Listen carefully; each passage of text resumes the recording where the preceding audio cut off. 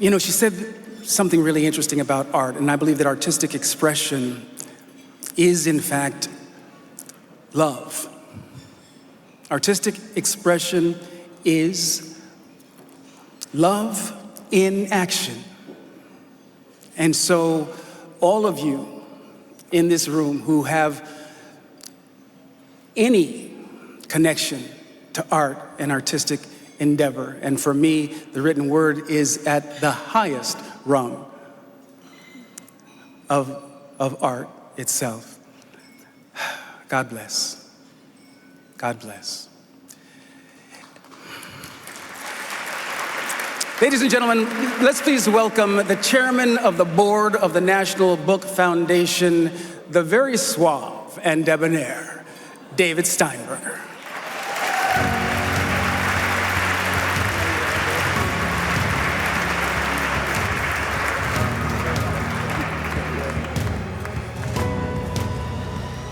Thank you, LeVar. Good evening, everyone. On behalf of the Board of Directors of the National Book Foundation, I want to welcome you to the 74th National Book Awards.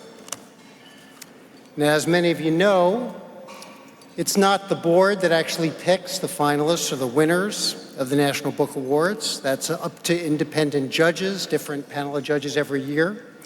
But we do get to vote on the Lifetime Achievement Awards. And it feels wonderful to have picked a great poet and a great bookseller. And tonight, I'm filled with gratitude, not only for this year's Lifetime honorees, but for all poets and all booksellers, and in fact, for all librarians and publishers and editors and writers, and most especially for all readers. Thank you, all of you, for making books central to your lives and for caring about our mission at the National Book Foundation. Now, those of you who know me or who've been here before know that I don't let an opportunity go by when I can recite the mission without doing that, right? Lisa Lucas, where's Lisa?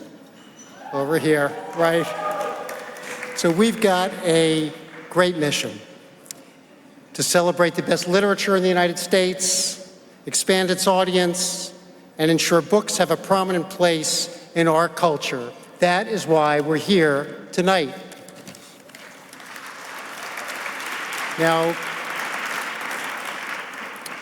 I don't have to tell you that it is a very challenging time in the world right now.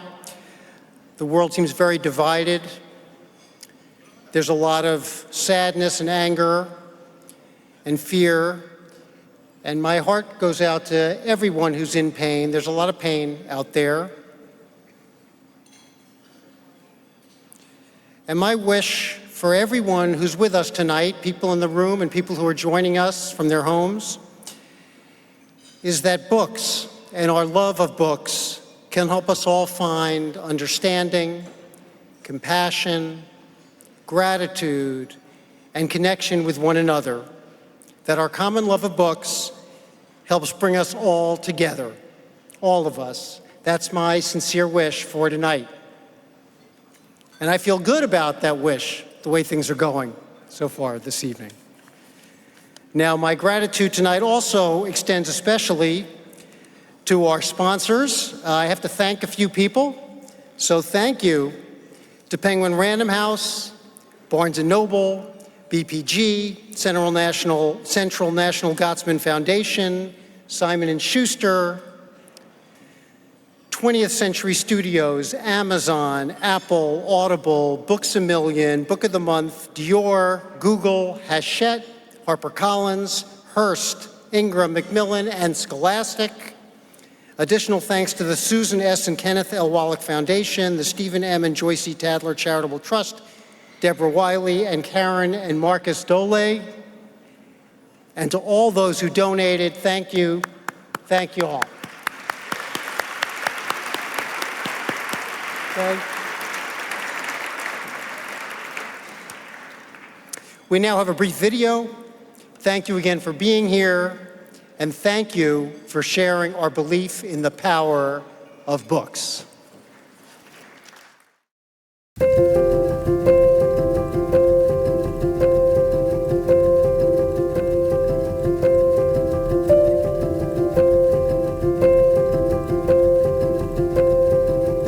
love with reading when I started the Anne of Green Gables series at my school's library. In 4th grade, my favorite teacher gave Bridge to Terabithia to the class. It was not like anything I had read before. It was controversial. It had some words that seemed naughty. We have a tradition. Around the age of 13, we're given Souls of Black Folk by W.E.B. Du Bois, and we read it together as a family. My little brother gifted me with 100 Years of Solitude.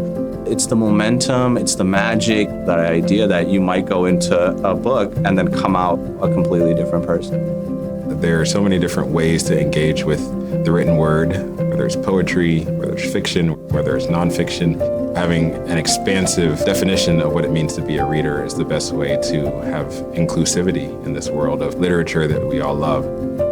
When I think about books I've loved, including many of the books that the National Book Foundation has honored, I think about how the reader emerges from those books better able to love herself and to love other people, and therefore better able to fight for justice. National Book Foundation does so many events all over America, and you see really the diversity of America and the different types of readers that are here in one room, almost like coming into the fold of a community of writers. Building readers means creating opportunities for people to have extraordinary experiences with books and writers. We partner with nonprofits and libraries and universities to bring writers all around the country. We need champions for books, especially in this moment. And we also need lots of different opportunities for people to connect with books and find the books that resonate for them, for everyone to be able to find the book that may change their lives. When young people have access to books, their world is bigger. They're able to have a bigger imagination, to know more outside of their own communities, to become better writers. They're able to be even more confident in who they are, especially when books reflect their stories, their identities, and celebrate that. For them to choose the story that they want to read, you can't even measure the impact, how that would bring them and develop their reading journey of their own. Reading teaches us empathy.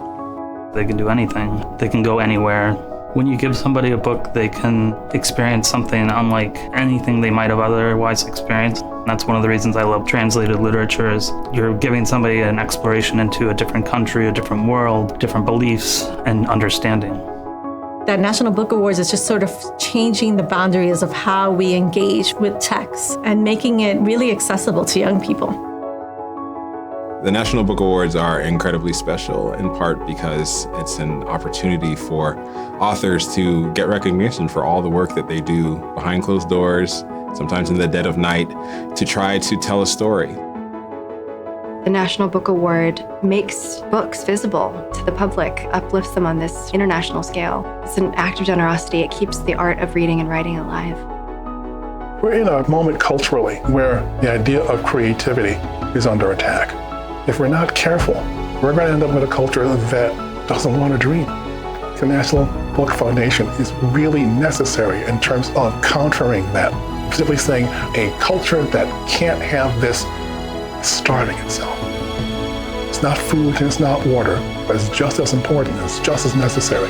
The National Book Foundation helps to guarantee that there will be books, there will be readers for those books, there will be writers for those books. That's why it's important to celebrate.